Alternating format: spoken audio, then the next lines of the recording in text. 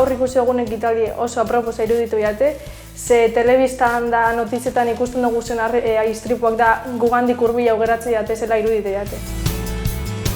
Nire ustez izan da oso lagungarria, ikusten duzulako zelako arreskoak izan alda den, egoera ezberdinetan kotxa edo edozein garraio erabiltza. Alzarela hil bakarrik egoteagatik kotxe baten barruan zuk adibidez ez hartu alkohola edo ez hartu drogak, egaldala egon beste edozein tonto doiena hortik gidatzen. Normalean da pertsona bat igual hitz egiten eta hitz egiten eta PowerPoint bat egaz eta gaurkoa izan da askoz dinamika hua eta ematen zamen gogoa kasu egiteko taulan. Parte hartzeko modu horrek edo azken egiten dut dinamiko hau izetia dana, ez dakite danon artien erantzun batzuk lortzi eta berba egiteko aukera izati bai. Modu baten edo ekitaldian parte zarela sentierazten nauzku.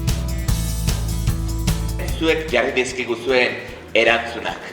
Badami orkeslea oso divertigarri ziretiat, oso dinamikoa inde uste dut, dana parte hartzeko, gure erantzune botatzeko, eta nire ustez oso ondo bai. Niri ikutu ozta, atera da momentu baten, bideo baten zati bat, esaten neska bat egiten berba, bere anaia harrapo zebiela bizikletagaz, ez dakiz zer, da hori, mozte apur bat hor inpaktu ede, ostia, familia bat apurtu aldauela eta pertsonalkide kriston min psikologiko inaldo txule. Zubitzaile konte da benien kotxie kamioia azpizen gratuz dana, eta gero bai esan da benien ertzainen junbidera zuretzera esaten zure gurasoari zure semi istripu baten hildala. Hori oso gogorra. Grabaute geratu jaten esaldize, bukaeran esan da bena don bidami edo ez izen txontxongilue.